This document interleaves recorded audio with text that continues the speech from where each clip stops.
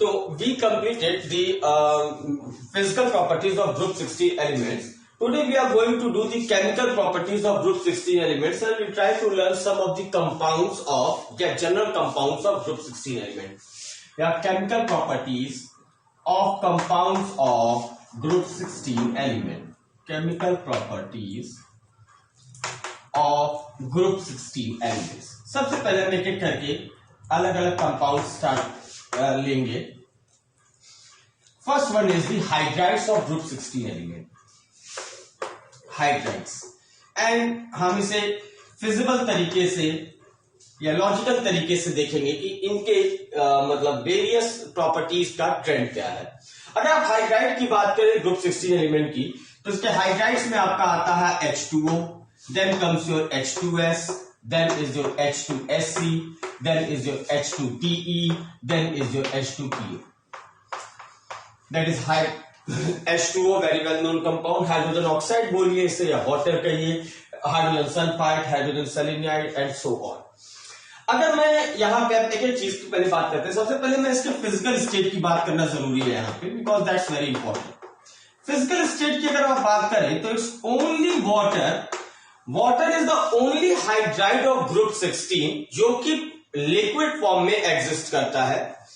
H2S ये gaseous form में होता है, मतलब H2O इज लिक्विड, एंड इसके बाद जितने भी हैं they all are gases, and they all are, you can say, poisonous gases. Poisonous gases. अगर मैं बात करूं पॉइजनस गैसेस, H2S तो रेडिली आपको हमेशा, H2S आप अगर देखेंगे तो ये आपको हमेशा गैसियस फॉर्म में ही मिलेगा, और अक्सर इसकी लीकेज होने की वजह से काफी प्रॉब्लम्स आते हैं. और बाकी ये सारे पॉइजनस गैसेस हैं, और H2O आपका लिक्विड है. And will I am coming to the reason कि क्या रीजन है, या दूसरे शब्दों में आप कहिए फिजिकल स्टेट या इसकी वोलैटिलिटी. वोलैटिलिटी का मतलब कौन तुरंत ही वेपर स्टेट में जाने की कोशिश करेगा. तो वाटर का बॉइलिंग पॉइंट बहुत ज्यादा हाई होता है. Then comes your H2S and the boiling point decreases. मतलब अगर आप वोलैटिलिटी की बात कीजिए तो सबसे ज्यादा वोलेटाइल H2S है, उसके बाद वोलैटिलिटी घटते जाएगी, और मतलब H2S is more volatile compare to that of H2. तो इसे हम क्वेश्चंस के फॉर्म में करते हैं, चीजें और क्लियर होंगी. पहले क्वेश्चन को आप ऐसे लिख सकते हैं, why is H2O liquid whereas other hydrides are gases. Question can say why is H2O a liquid whereas other hydrides are gases. Whereas other hydrides are gases. अगर आप आंसर लिखेंगे तो एक लाइन का आंसर है, because of capability of H2O to form intermolecular hydrogen bonding. एक line का answer, that is capability of H2O to form intermolecular hydrogen bonding. Intermolecular hydrogen bonding. And I'll explain what is intermolecular hydrogen bonding. But इसका answer सिर्फ इतना ही है. Let us see कि intermolecular hydrogen bonding होता क्या है. Hydrogen bonding बेटा, generally hydrogen bonding form करने के लिए दो क्राइटेरिया होना चाहिए. अगर वो दो क्राइटेरिया सेटिस्फाई होता है तो हाइड्रोजन बॉन्डिंग एग्जिस्ट करेगा. पहली बात, there should be a presence of an hydrogen atom attached to an more electronegative element, और दूसरा the size of the electronegative element should be very small. मतलब या तो हाइड्रोजन एक बहुत ज्यादा इलेक्ट्रोनेगेटिव एलिमेंट से अटैच हो, like fluorine, oxygen, nitrogen, chlorine, और दूसरा कहता है the size of the electronegative atom should be small. तो फ्लोरीन, ऑक्सीजन, नाइट्रोजन स्टैंड करते हैं, क्लोरीन नहीं आता. या यूं कह लीजिए कि अगर मैं इस पूरे चीज को एक वर्ड में समराइज करूं तो अगर कहीं हाइड्रोजन एटम फ्लोरीन, ऑक्सीजन और नाइट्रोजन से जुड़ा हुआ है तो वो intermolecular bonding, hydrogen bonding form कर सकता है. एग्जाम्पल के लिए जैसे मानिए मैं HF को ले लूं, तो ये नेक्स्ट ग्रुप में ये भी आएगा कि HF आपका लिक्विड है, लेकिन कोई और सारे HCl, HBr क्यों गैसेस हैं. तो जैसे ये HF है, फ्लोरीन भी मोर इलेक्ट्रोनेगेटिव, ये डेल माइनस चार्ज इसके ऊपर आएगा, इसके ऊपर डेल प्लस. ये मैंने आपको बताया है कि ये बॉन्ड के इलेक्ट्रॉन फ्लोरीन की तरफ ज्यादा शिफ्टेड होंगे, एज रिजल्ट इसके ऊपर एक पार्शियल नेगेटिव कैरेक्टर डेवलप हो जाएगा और इसके ऊपर एक पार्शियल पॉजिटिव कैरेक्टर. ऐसे मान लीजिए इसके नेबरिंग में एक और HF था, इसके नेबरिंग में एक और HF था, एंड सो ऑन। तो इस पर्टिकुलर मॉलिक्यूल का फ्लोरीन के ऊपर जो डेल माइनस है और उसके नेबरिंग में हाइड्रोजन पे जो डेल प्लस है, इनकी साइज छोटी है, तो ये जो चार्जेस है इनका अफेक्ट जो होता है वो थोड़ा डोमिनेंट होता है, प्रोनाउंस होता है। क्योंकि अगर मान लीजिए फ्लोरीन ऑक्सीजन नाइट्रोजन, इनकी साइज छोटी है, साइज छोटी होने पर डेल माइनस जब उनके ऊपर आएगा तो ये नेगेटिव चार्ज मतलब ठीक ठाक होगा। लेकिन अगर साइज बड़ी होती, सपोज यही अगर क्लोरीन होता तो उस पर ये डेल माइनस आता, तो डेल माइनस इतने बड़े एटम पे जब डिस्पर्स होगा, जब फैलेगा, तो इसका जो इफेक्ट है वो बहुत कम हो जाएगा। इसलिए साइज बड़ी होने के बाद हाइड्रोजन बॉन्डिंग एग्जिस्ट नहीं करता। तो ये जो डेल माइनस और डेल प्लस है, इनके बीच में एक वीक फोर्स ऑफ अट्रैक्शन क्या नाम का है होने लग जाएगा, और इस वीक फोर्स ऑफ अट्रैक्शन की वजह से ये सारे मॉलिक्यूल्स आपस में जुड़ के पास आ जाएंगे, and they will start resembling themselves into liquid state. और ऐसे बॉन्डिंग को, ये weak intermolecular force of attraction जो है, इसी को हम हाइड्रोजन बॉन्डिंग कहते हैं। अगर आप वाटर को लीजिए तो वाटर ऐसा है, आप देख सकते हैं, मान लीजिए बगल में एक और है ऐसे ही, या एंड सो ऑन। तो यहां पे डेल माइनस, ये डेल प्लस, यहां पे डेल माइनस, ये डेल प्लस। तो इसका डेल माइनस इसके डेल प्लस के साथ वीक बॉन्डिंग कर सकता है, या इसका इसके साथ कर सकता है। तो as a result water molecules भी पास आ जाते हैं, and they start resembling the liquid state. And this is the reason कि why H2O is a liquid while all other hydrides are gases in nature. Next that comes is its volatility, या ये कहिए कि कौन कितना ज्यादा volatile है। Again the reason will be the same कि the boiling point of you can say water is exceptionally high compared to that of H2S. And what is the reason behind it? That the reason is कि water can form intermolecular hydrogen bonding whereas other hydrides cannot form the intermolecular hydrogen bonding. And one more thing, water का आपको वो याद रखना है structure कैसा होता है। अगर अभी तो मैंने आपको ये बताया नहीं है कि इसके स्ट्रक्चर को हम कैसे निकालते हैं, बट ऐसे आप इसे याद रख सकते हैं। आप एक मिकी माउस बना लीजिए, दो flower with two bonds H, यहां पे इसके दो लोन पेयर डाल दीजिए, एंड द बॉन्ड एंगल को आप 104.5 डिग्री दिखा दीजिए। Generally it's not only for water, ये सभी के लिए यही होगा। अगर आप सल्फर की बात कीजिए, ये भी मिकी माउस ही बना लीजिए, बट बॉन्ड एंगल इस बार थोड़ा कम होगा, and it comes out to be something ऐसा, I think so that 92 degrees और समथिंग लाइक दिस, इसके अराउंड ये आता है।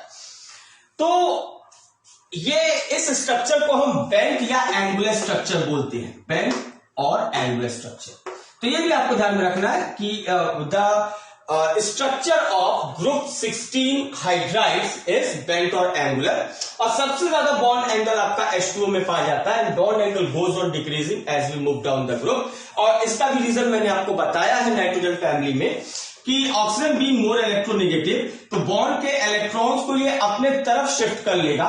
एज ए रिजल्ट ये बॉन्ड के इलेक्ट्रॉन्स के बीच में डिस्टेंस जो है वो कम हो जाएगी, और उसमें ज्यादा रिपल्शन होने की वजह से बॉन्ड एंगल ज्यादा फैल जाता है। Now, I hope so the physical state and volatility is clear. तो सबसे ज्यादा वोलाटाइल अगर आप बात कीजिए तो वो H2S है, और उसके बाद मतलब H2O से ज्यादा H2S है, और फिर वोलाटिलिटी आपकी घटते चली जाती है। Next is your thermal stability, thermal stability of the hydrides, thermal stability.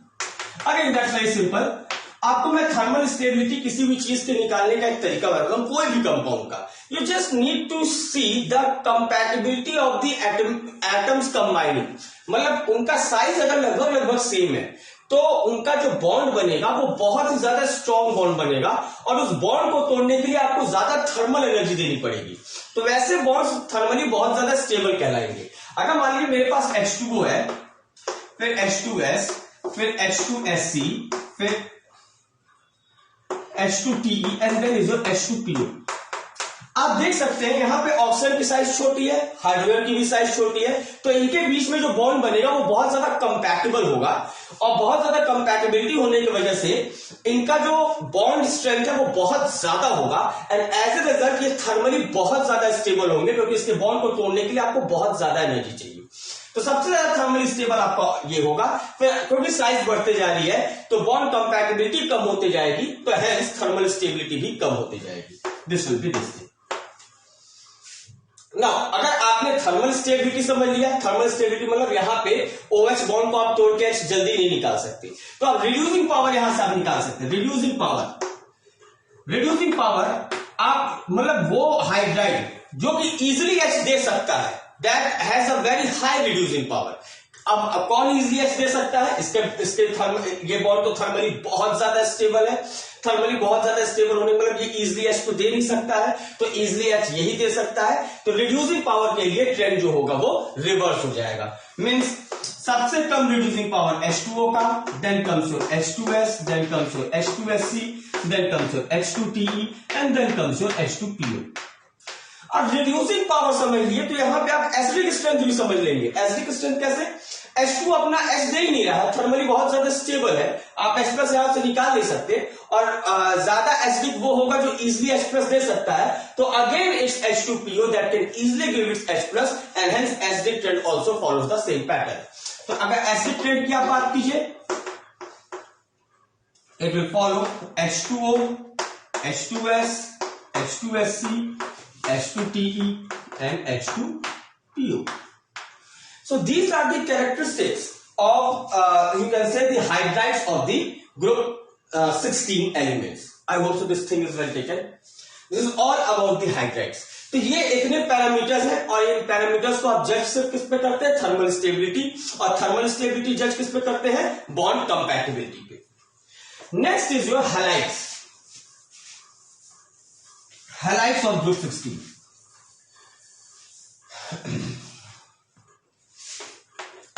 Halides of group 16।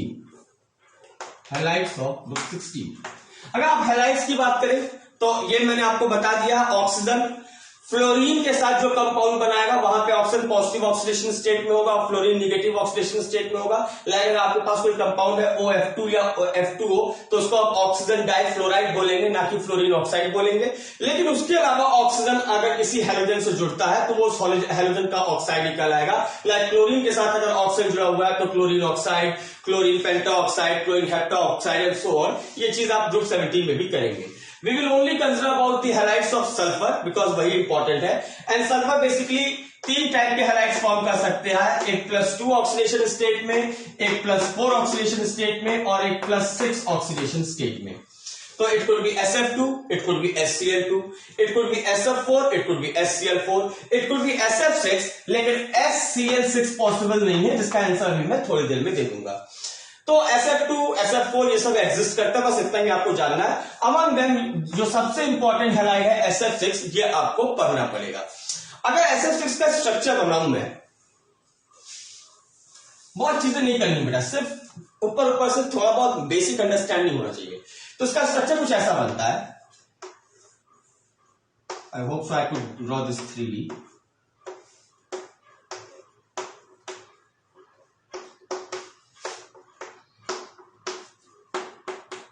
Something like this. ये चीज एग्जिस्ट नहीं करती, ये सिर्फ दिखाने के लिए है। फ्लोरीन फ्लोरीन के बीच में कोई बॉन्ड नहीं है, मतलब ऐसा होता है SF6 का एक्चुअल स्ट्रक्चर कि एक स्क्वायर के प्लेन में चारों F होंगे। एक जैसे एक स्क्वायर काट लीजिए, स्क्वायर के सेंटर पे सल्फर रख दीजिए और उसके चारों कॉर्नर्स पे आप फ्लोरीन रख दीजिए, और एक फ्लोरीन इसके ऊपर और एक फ्लोरीन इसके नीचे। अगर आप इसके हाइब्रिडाइजेशन की बात करिए तो मैंने आपको बताया था सारे बॉन्ड्स आप काउंट कर लीजिए, 1 2 3 4 5 6 बॉन्ड्स है, 6 ऑर्बिटल्स निकाल लीजिए, sp3d2, 3 और p का, 1 s का, 4 d 2 d का, तो 3 1 4 2 6, तो 6 बॉन्ड्स 6 ऑर्बिटल, sp3d2 होगा। और क्यों ये 6 बॉन्ड्स बनाए? तो सल्फर के आउटर मोस्ट में जितने भी अनपेयर्ड इलेक्ट्रॉन्स थे एक्साइटेड स्टेट में वो सारे फ्लोरीन के साथ शेयर कर दिए गए। और इस शेप का नाम होता है बेटा एक स्क्वायर पे 2 पिरामिड्स बनाना। इसको स्क्वायर बाइपिरामिडल ना करके इसको हम ऑक्टाहेड्रल कहते हैं केमिस्ट्री में। अभी के लिए आप इसे याद कर लीजिए, लास्ट में मैं आपको ये बताऊंगा हाइब्रिडाइजेशन और से कैसे आप चीजें जज कर सकते हैं, तो चीजें बहुत आसान हो जाएंगी। नाउ माय पॉइंट इज कि SF6 इंपॉर्टेंट क्यों है? It is one of the most widely used gaseous insulator in modern times, तो इसलिए SF6 बहुत ज्यादा इंपॉर्टेंट है। पहली चीज, SF6 को अगर आप देखिए तो सल्फर एटम जो है वो हर जगह से फ्लोरीन एटम से कवर्ड है, तो कोई अगर फॉरेन एटम इस पे अटैक भी करना चाहे तो वो अटैक नहीं कर पाता, क्योंकि एक तो सेंट्रल मेटल पूरी तरीके से छिका हुआ है और फ्लोरीन जो बॉन्ड बनाते हैं वो बहुत ही स्ट्रॉन्ग बॉन्ड बनाते हैं, तो बॉन्ड ब्रेक होने की कोई टेंडेंसी नहीं है और ना ही कोई फॉरेन एटम इस सल्फर पे अटैक कर पाएगा। And this is the reason of its chemically inert. Due to this, it becomes chemically inert. I can write, इसको अगर आप वर्ड्स में देना चाहें, SF6 is chemically inert. Is chemically inert. अब क्यों chemically inert है? Due to steric hindrance. Due to steric hindrance. The word implies steric और hindrance का मतलब, steric मतलब स्पेस में और hindrance मतलब रुकावट डालना। सल्फर के अराउंड फ्लोरीन स्पेस में है, कोई फॉरेन एटम आएगा तो उसके लिए ये सभी चीजें एक रुकावट डालेंगी, कंप्लीटली इसको कवर कर दिया है, and that's why SF6 is chemically inert. And due to this nature, SF6 is widely employed in gaseous insulators. ये क्वेश्चन आपके पेपर में आता है, why is SF6 is widely employed as gaseous insulators? Then there are two reasons. पहला reason तो ये है, let me write the question first. Why SF6 is widely employed मतलब हर जगह इसका यूज किया जाना, as gaseous insulator. Then there are two gaseous insulator.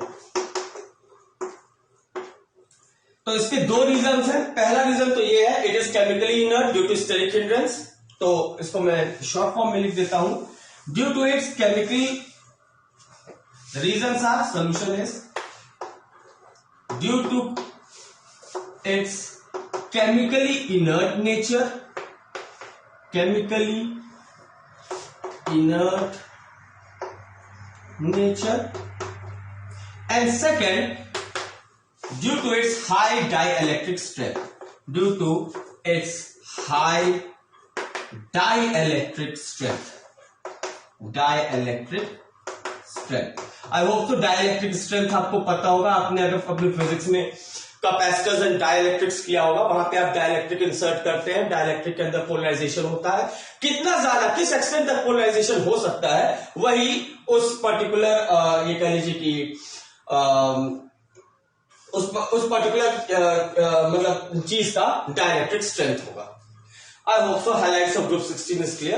Otherwise, selenium also forms the halide SeF2, SeF4, SeF6. And one more thing, एक चीज और है कि सल्फर के +6 ऑक्सीडेशन स्टेट फ्लोरीन के साथ तो शो करता है, बट क्लोरीन के साथ क्यों नहीं शो कर सकता? HCl6 क्यों नहीं एग्जिस्ट करता?